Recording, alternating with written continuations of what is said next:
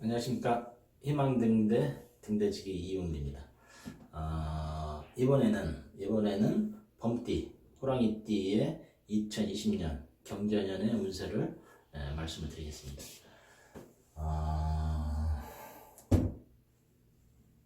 호랑이띠, 호랑이는 좀 조급해요.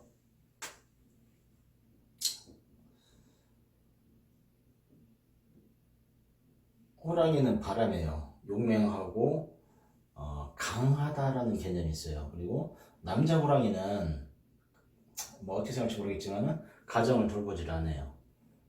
왜? 집은 암컷 호랑이만 돌보고 남자 호랑이는 인생은 풀이다, 자유다라고 생각하는 게 호랑이가 갖고 있는 특성이에요. 그래서 여자 호랑이띠는 생활력이 굉장히 강한데 남자 호랑이는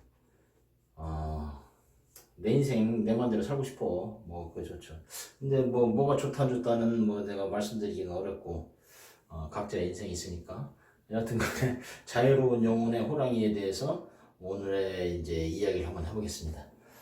호랑이한테는 올해가 어쩌면은 아주 뭐 나이스할 수도 있어요. 그런데 편안하다고 잘못 생각하면은 나중에 뒤통수를 오지게 맞을 수도 있다. 그래서 처음에는 괜찮지만은 나중에는 좀 힘들 수 있다. 이제 그 생각을 한번 하셨으면 좋겠다 생각을 하는 거예요. 올해는 하얀 쥐예요. 경자년이죠. 하얀 쥐가 백쥐야. 그러니까 이건 대장쥐예요. 대장쥐를 사용하면 분명히 하얀 쥐를 먹으면은 나는 배가 불러. 좋아. 그런데 쥐도 고양이한테 덤빈다는 거 아시죠? 그래서 이제 쥐를 쫓을 때는 도망갈 구멍을 보고서 고양이가 쫓는다라고 얘기를 하는 거예요. 자, 호랑이는 고양이과 동물이에요. 고양이한테 하얀 쥐가 나타났으니 올해는 풍성하게 먹을 게 많다라는 게 올해의 운세입니다. 그러니까 뭐 좋지. 고양이한테는 최고야. 여기다 하얀 쥐니까. 자, 단지 이 하얀 쥐는 대장쥐라 호락호락하지 않을 것이다 라는 거예요. 그래서 분명히 내가 올해 마음을 단단히 먹고 뭔가 이루고 싶다 하면은 분명히 이 하얀 쥐를 잡을 건데 아예 뭐 잡으면 좋고 안 좋으면 말고 하면은 이 하얀 쥐한테 먹힌다라는 거죠. 그래서 올해는 일단은 시작할 때 마음가짐을 똑바로 가져라. 그리고 뭐 어떻게 생각하지만 그 해돋이를 우리가 1월 1일 해돋이를 가는데 사실 그거 의미 없어요. 가려면은 정월 초하루 음력 1월 1일 아니면은 입춘일 때 그때 해돋이를 가서 빌어야지 제대로 된 소원이 되는 거지. 양력 1월 1일이 뭐 무슨 뭐 대단한 거라고. 여튼간에 저는 그렇게 생각을 합니다.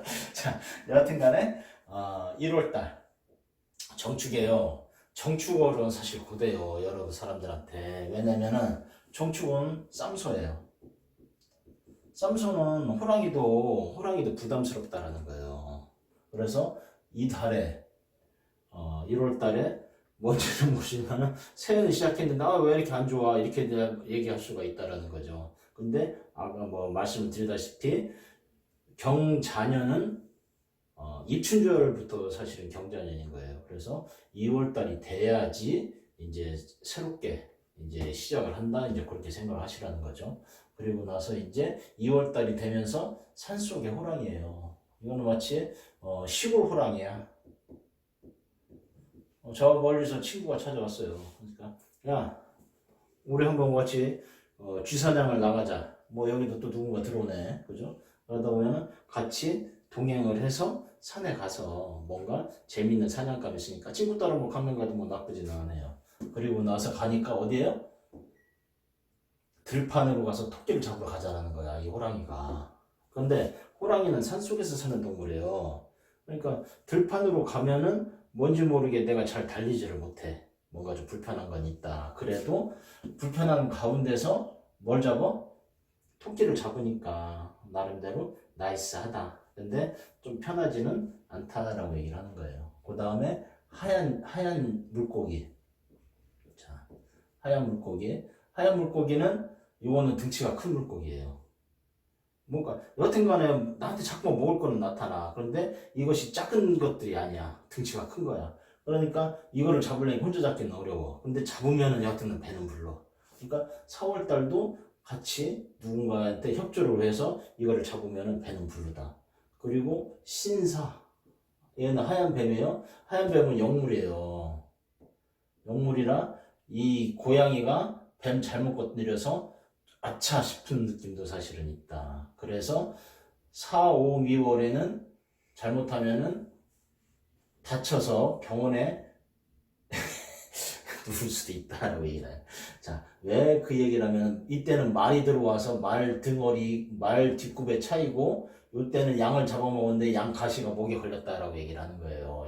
양의 뼈가. 근데 왜 그 얘기를 하냐면은 이때는 어둠이거든요. 어둠 속에 내가 갇히는 거야. 그러니까 올 여름에는 어쩌면 비가 많이 올 수도 있다는 생각이 갑자기 드네. 그래서 여튼 간에 하늘은 조금 어두울 수 있다라고 얘기하는 거예요. 이 시기에는 우산 장사가 잘 될 거예요. 올 여름에는. 그래서 이렇게 된다. 그리고 나서 가을.